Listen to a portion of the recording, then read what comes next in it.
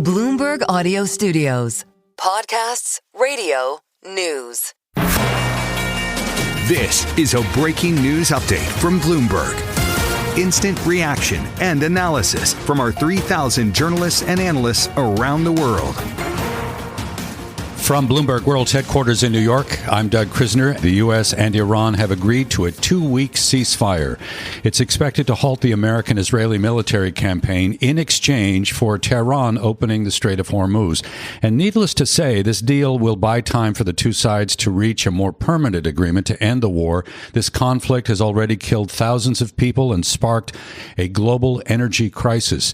Let's go to Washington and bring in Bloomberg's Eric Martin, one of our reporters for Bloomberg News. Eric, thank you so much. I know that it's been a busy evening for you. Give me a sense of how or the role that Pakistan played in bringing us to this point in time.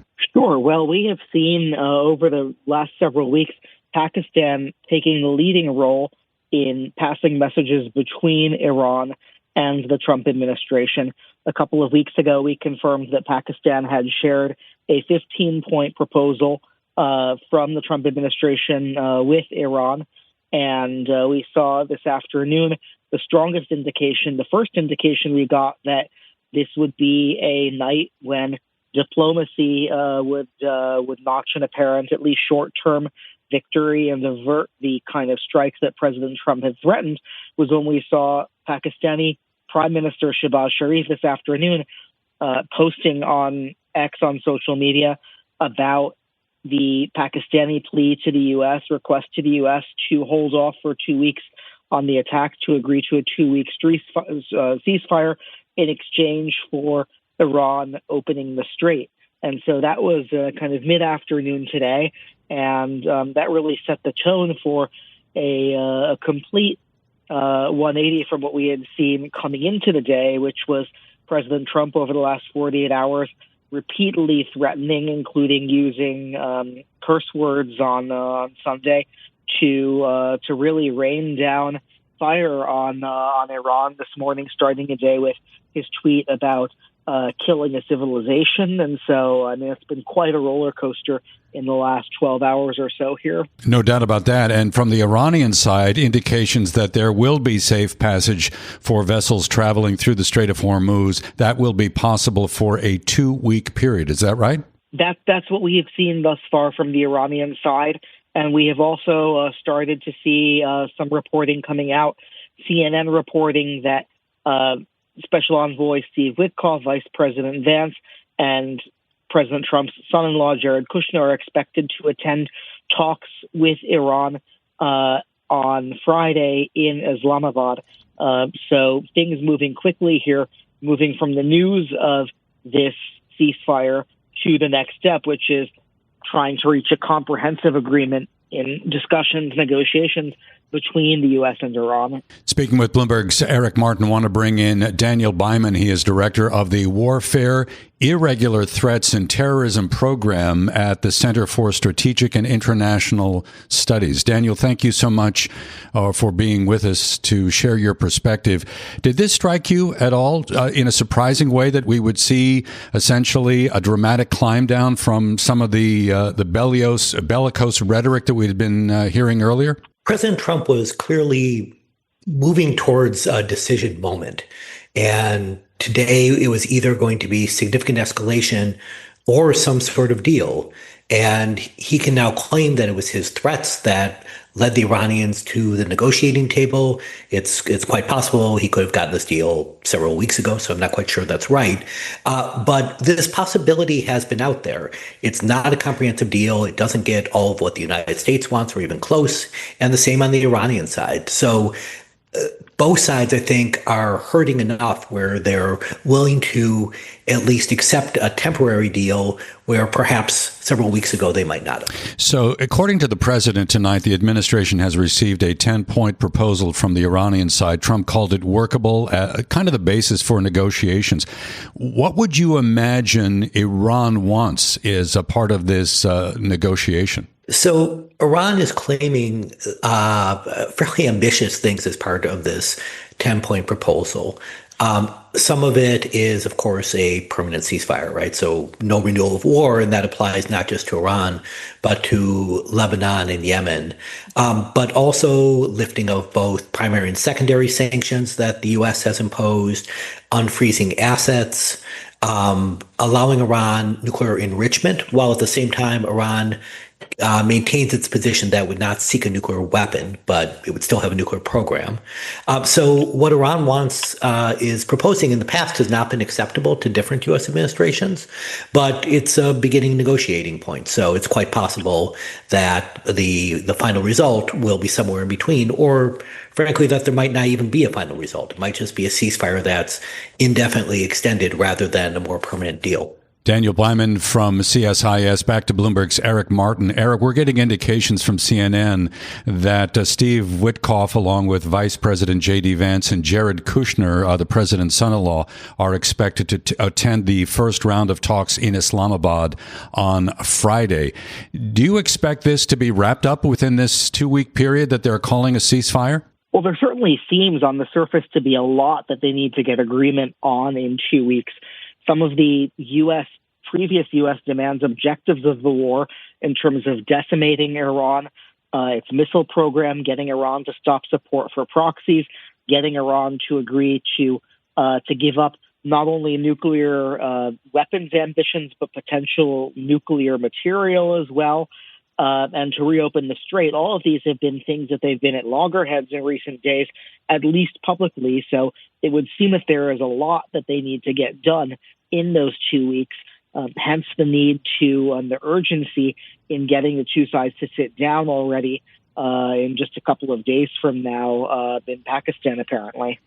Back to Daniel Byman from CSIS. Daniel, we were learning from the Iranian side that as long as there is no longer military campaigning from the Americans and the Israelis on Iran, that the Strait of Hormuz will be open and free for travel for cargo vessels, notably those tankers that carry crude oil. Is there something here that you believe needs to be caveated, or is this going to be kind of a durable ceasefire, do you think, or is there still some level of risk that we need to be aware of? There's certainly some level of risk, though I should stress this ceasefire is good news. But Iran has shown that it can close the straits, and this Iran hopes will be a deterrent against both U.S. and also Israeli attacks. And one thing to remember here is, of course, there's more than just the United States and Iran, and Israel has said it will go along with this ceasefire, but Israel has its own interests. And it's quite possible, especially now that Iran's air defenses are destroyed, that Israel might do a future attack. And that could lead to the unraveling, or at least short-term unraveling, of any ceasefire arrangement. So to what extent will the Israelis have influence over these talks that will be happening in Pakistan? The Israelis are listened to very carefully by the Trump administration. And certainly many of their views on Iran's nuclear program and the terrorist groups that Iran supports, those are also shared in Washington. So there is a fair amount of common agreement. But that said, there may be differences in terms of how much risk the two countries are willing to take with regard to Iran's nuclear enrichment. There may also be differences with regard to verification for things like support to Iranian proxies. So you could imagine 1,000 different details where there might be a disagreement. But Israel has weakened Iran significantly in this conflict. And I think Israeli leaders are looking at this and saying this has been a major success. And as a result, I think they recognize that this war was going to end sometime. And the current arrangement may be the best they can realistically hope for.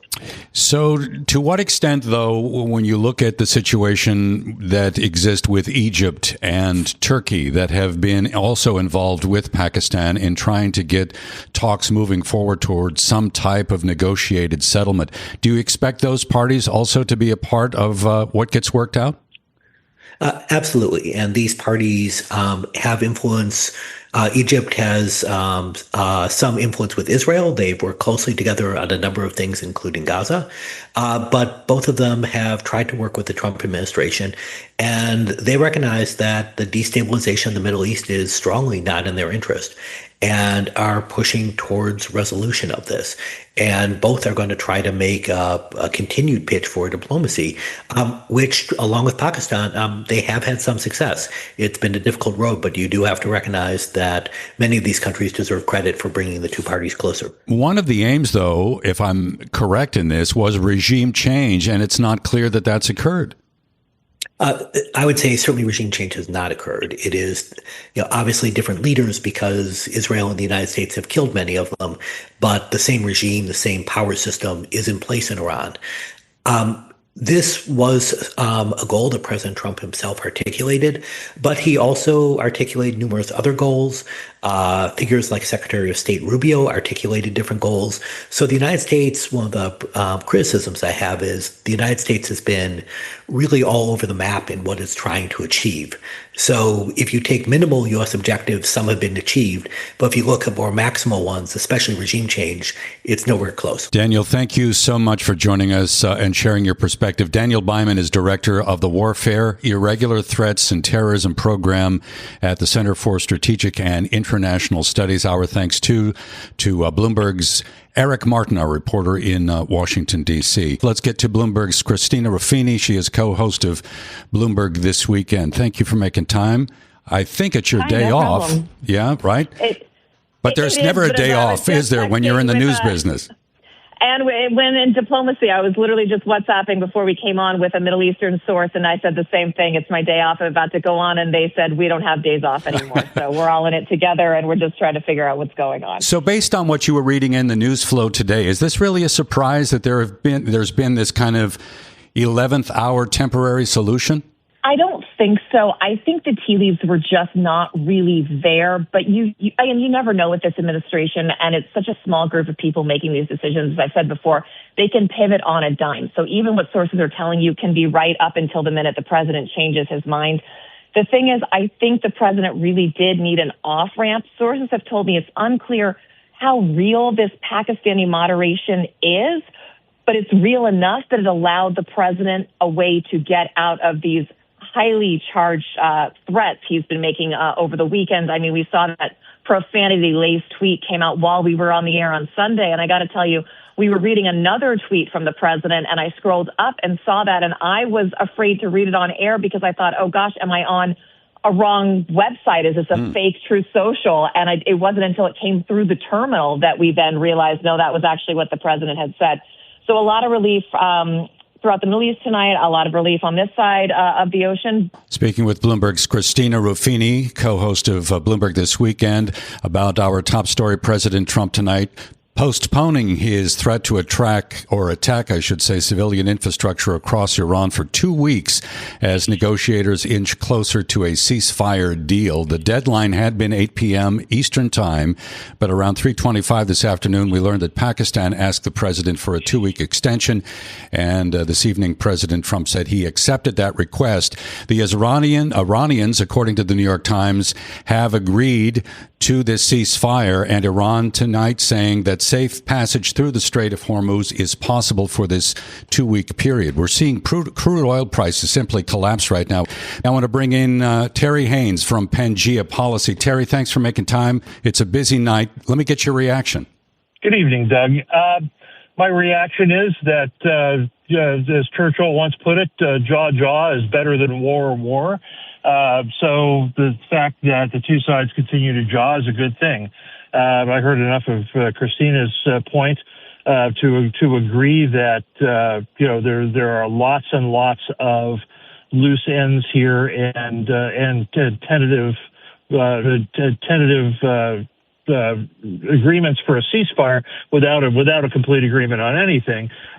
Thirdly, just for markets, I would urge that this looks much more like a brief step back than any kind of directional. I think you can't assume that the direction of travel here is inexorably towards peace, and people want to believe that. They hope it's true, of course, and they will expect that a move in this direction is a move towards that.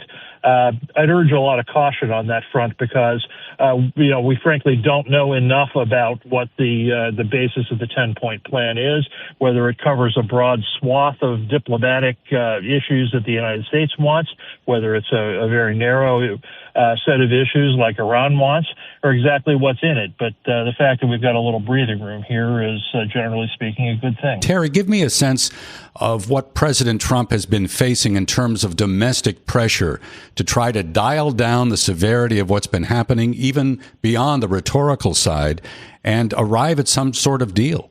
Well, Doug, I think what's been going on from the Trump side is, looking through all the smoke and mirrors, kind of the fog of war stuff that goes on. And I don't mean to minimize any of it, because some of it, the blow them back into the Stone Age sorts of things, or end the civilization, or quite consequential and serious statements. But I do think diversionary. The war is not popular for a lot of reasons. Republicans to date have tended to back Trump for the short term, more or less uncritically. Democrats decided within hours of the beginning of hostilities that it would oppose, and so you see that political split among the elected leaders mirrored in the public by and large, but the public does support, I think, on a bipartisan basis, and a quite large one, the core goals of removing Iran's ability to have a nuclear weapon. I think that needs to be understood. So as long as the president remains the actual policy, the actual steps to get to a resolution remain laser focused on that goal, that set of goals, the public, I think, will continue to support. If the administration starts dissipating, I think then and becomes less clear about its objectives, then I think what you have is a situation where opposition in the country rises fairly quickly, and congressional opposition rises fairly quickly. Let's remember that the war powers resolution idea kicks in again at a minimum of 60 days. So we're coming up on that by the end of the month. And so there's a lot of pressure, both domestically in terms of how people feel about the war and the levers available to Congress to direct some sort of a conclusion. There's a real set of pressures on the White House to try to conclude something within the next 3 weeks or so. Speaking with Terry Haines of Pangea Policy, we'll get back to Christina Ruffini now. She is co-host of Bloomberg This Weekend. So, Christina, as I mentioned, according to Axios, we'll have the first round of negotiations happening Friday in Islamabad. And we are learning from CNN tonight that Israel has agreed to suspend bombing during these negotiations, I would imagine, during this 2-week interregnum period. How closely aligned are the U.S. and Israel when it comes to the objectives here for some sort of deal? And would you expect Israel to play any role in these negotiations? I don't think they can on the face. I mean, obviously, the Prime Minister Benjamin Netanyahu is very influential in the White House, and depending on what reporting you're reading, likely had a big influence in convincing President Trump to launch this attack in the first place. It's been something he has wanted for decades, and he has waited for the correct American president to be in place to convince the U.S. to take this action of the dangers Iran pose, not just to Israel, but to the region at large. The presence of Israel publicly in these talks would be a poison pill. That would not be something Iran could allow just on the face of it. That would not be something I don't think Pakistan would want either. That's just not going to work. It's not going to be productive. Now, Israel and the U.S., of course, back-channeling will be aligned and will be coordinating. It is significant that Israel has agreed to hold its fire as well for these next 2 weeks, because that ceasefire would not hold. Because diplomatically, if you are Iran, if you are getting these incomings, they are not really distinguishing between the policy of those two countries at this time. So if one were to fire or the other were to fire, the ceasefire would break down completely, because they would assume that any strike Israel took had been made with the approval of the United States, whether or not that was true. Let's bring in Israel. I'm sorry. Go ahead. No. You finish. I interrupted you. Go ahead. Well, I was going to bring in your friend Jeff Mason, who is our White House and Washington correspondent. Oh, all right. I guess we can bring in Jeff Mason. Okay. Jeff, what are you hearing from the White House at this hour? Christina doesn't want to share the airtime. That was the problem there. No, I'm just kidding. We love being on together. What am I hearing from the White House? Well, number one, the spokesman for the White House is President Donald Trump. And he made news tonight with his decision to put off this strike, or to delay it in any case for 2 weeks, and also to accept a ceasefire from Iran. So I think the big question marks continue to be whether or not this will lead to a more permanent deal, and he hinted at that in his post by talking about the fact that he said Iran had given a 10-point plan that he spoke somewhat favorably of. And whether or not the next 2 weeks is enough time for them to agree on that. But certainly if he does get the Strait of Hormuz opened, if Iran follows through on that and opens it up for 2 weeks, that's a huge, what I think he would probably call, gift to the United States and the rest of the world while they continue these negotiations. Back to Terry Haines from Pangea Policy. Terry, the Iranian parliament passed I guess we can call it legislation recently, which essentially applied a toll for vessels passing through the strait. Do you think that's a deal breaker for the Trump administration, that there is no way that any type of fee could be charged for traffic in the strait? Well, in a state like Iran, I think those pieces of legislation aren't going to matter very much. What will matter a great deal is whether or not Iran holds to what appears to be its agreement to open the strait during this 2 week period. If Iran keeps to its word on reopening the strait, it has some ability to recover a little bit of world opinion. But right now, what you have is Iran's done a very good job of making it hard for its allies, China and Russia, to overtly be helpful. There's a variety of ways that's been reported in which they are being more or less covertly helpful, but overtly. Europe is not fully in the situation where it is interested in coming down on the Iranians, nor with the global South. But Iran has done itself a great disservice with its Gulf neighbors. It can recover a little bit of good opinion if it holds to this deal without complications or strings or invoking the law that you just mentioned, which is quite an appropriate question. But should it decide it wants to start playing games or favoritism or selectively applying tolls or anything like that, that is going to edge closer to being a deal breaker with the United States and Israel. And it's exactly the kind of thing that I'm talking about when we discussed earlier that markets should not take a firm direction of travel here to the bank. That's a perfect example of something that can gum up the works pretty quickly. Back to Bloomberg's Jeff Mason, our White House and Washington correspondent. So, Jeff, we've got this 2 week period now for negotiations between the U.S. and Iran. How much of this do you think will play out publicly versus kind of behind the scenes? Well, I suspect it'll be a little bit of both. Number one, the president is always pretty public, and he'll be continuing to update people, and journalists like me will throw questions at him when we have a chance to. So that public aspect will be present.